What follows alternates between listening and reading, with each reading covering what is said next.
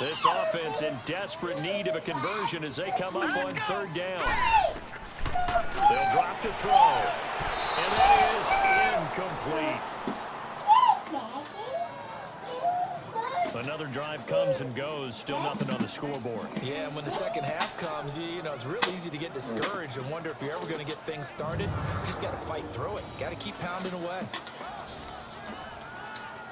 Here's Matt Weil now. He's been one of their few bright spots so far. And he deserves a bronze leg as he gets this one away.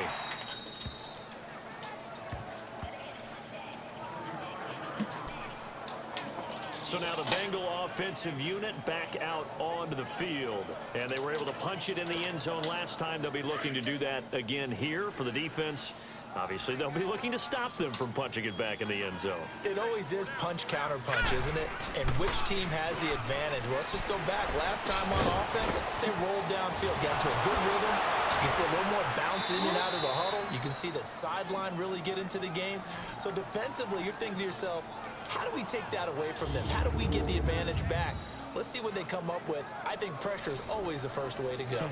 You love pressure. I love it. We'll see if they dial it up this drive. So they'll come up first and 10 now from the 33.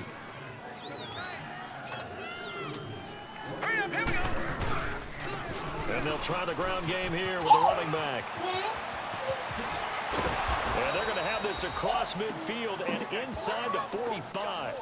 23 yards on the pickup there and a first. I know that play went to the left side, and that's what it was designed to do, an outside handoff there.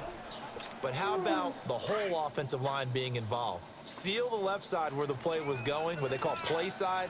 But how about on the back side? Just taking care of business to make sure no one can get there and disrupt it. Is the biggest key the left tackle? Without a doubt. Control that edge. Get out there. You want the left tackle. If you bring your tight end over there, either way, control the edge of the line of scrimmage, you got a chance to rumble.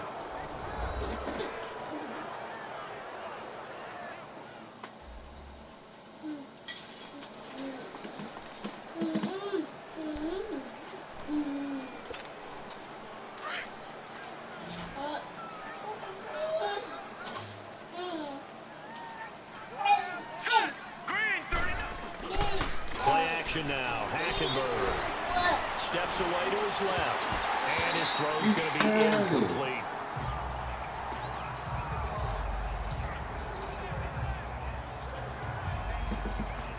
What was that about? I want to replay that. Line of scrimmage, again the 25, 2nd and 10.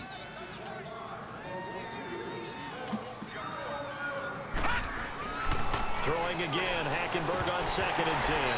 Incomplete.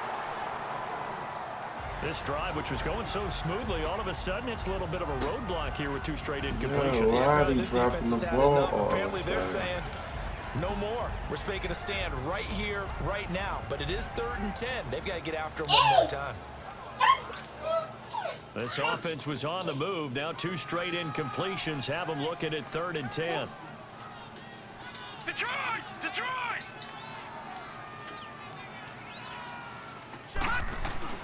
Again, it's Hackenberg.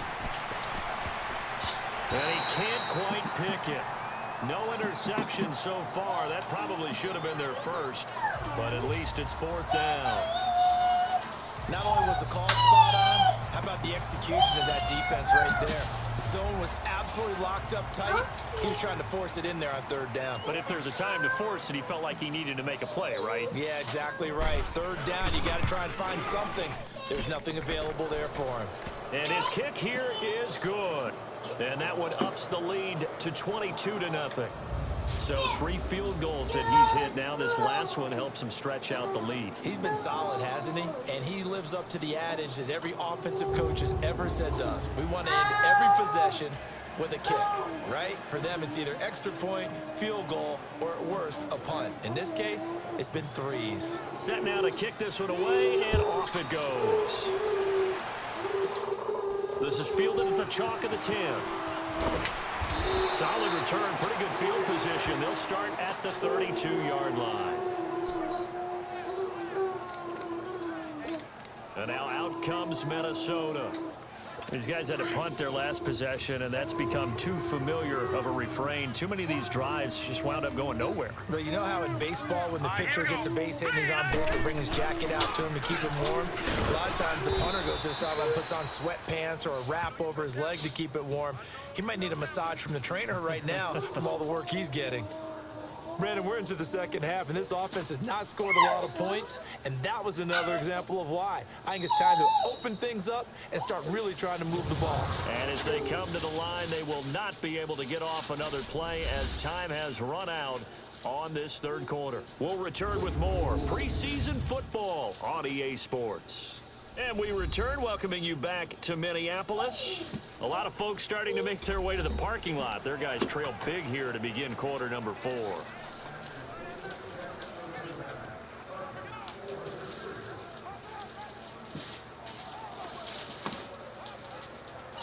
After the loss to start out, here's 2nd and 11.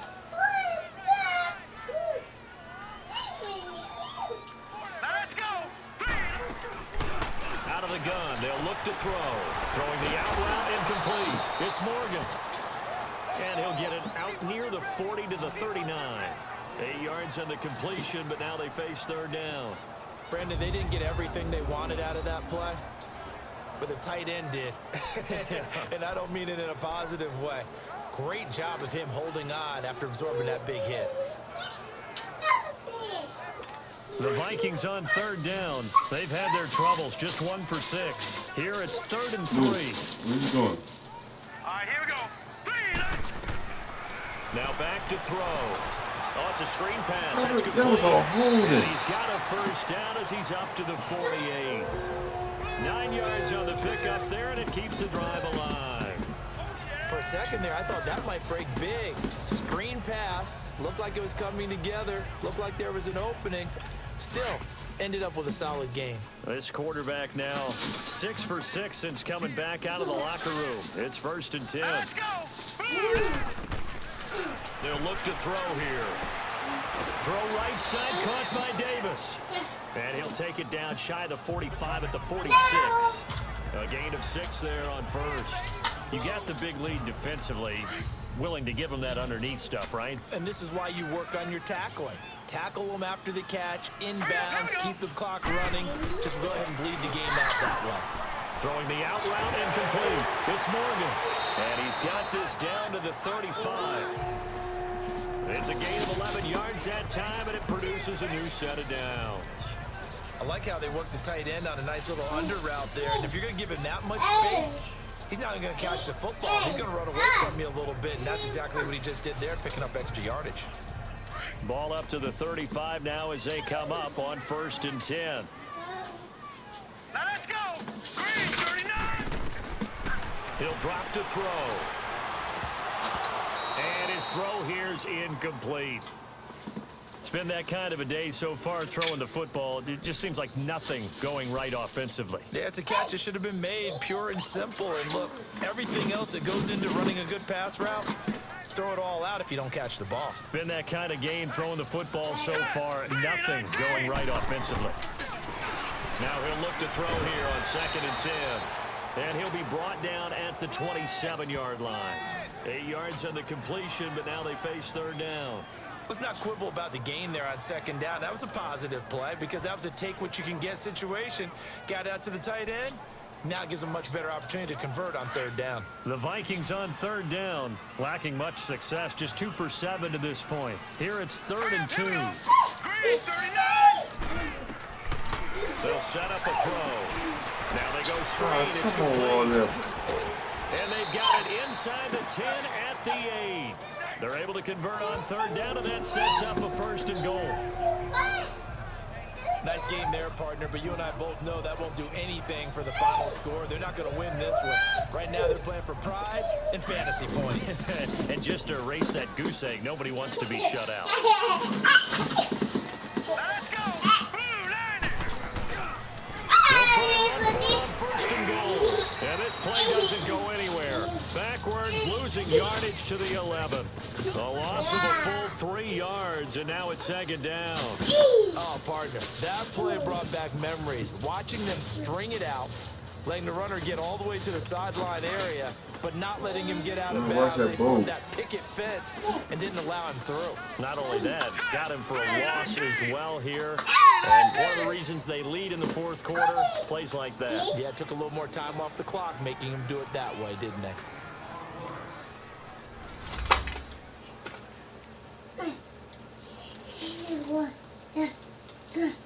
So the Vikings in possession of the football as we get you reset. They've got it 2nd and goal as they look for a late touchdown.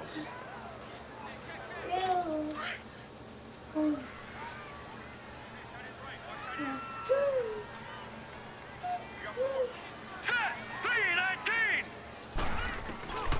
Now they'll throw here out of the gun. Now he'll dump it underneath to his running back, complete. And he'll be brought down this time at the 5-yard line.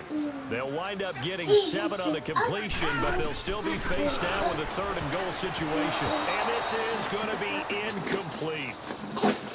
Nice play there to force the incompletion. And to me, one thing's for sure.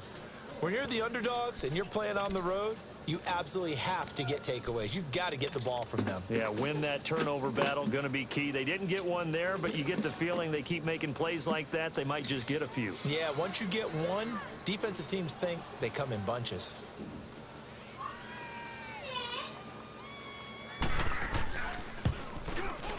And Catanzero's kick is right through, and the deficit falls under 20 now. It's a 19-point game. Well, it's a Pyrrhic victory at best, but, Charles, no team wants to get shut out, so it's hard to blame them for taking the 3 there. You can't blame them one bit. It hasn't been the best performance, that's for darn sure. But there is something to be said for fighting to avoid the goose egg, and they're at least trying to finish out strong.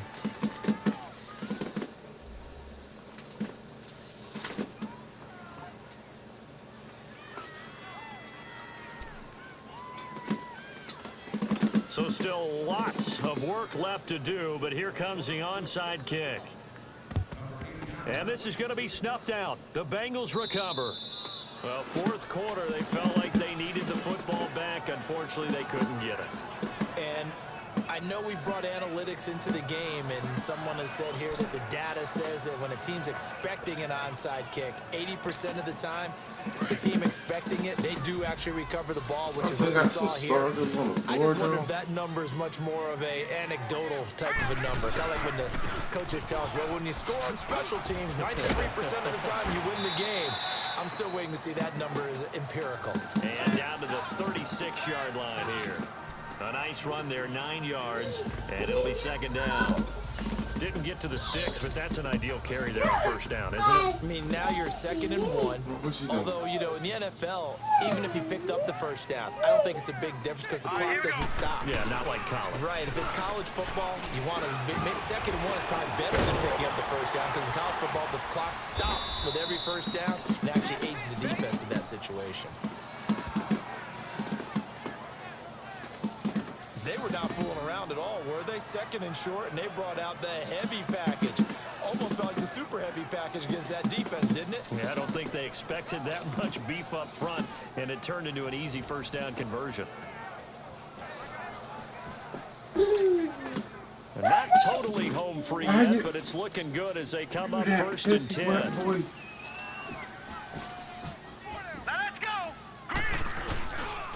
And they'll run it here. Looking for a crease, can't find one. Stopped at the line of scrimmage.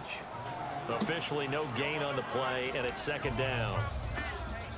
Absolutely love the effort there. The ability to flow from his inside spot and stop that one at the line of scrimmage. Nice linebacker play. Here we go. Throwing here, Hackenberg. Throw right side complete to Carter. And he will take it in for a Bengals touchdown.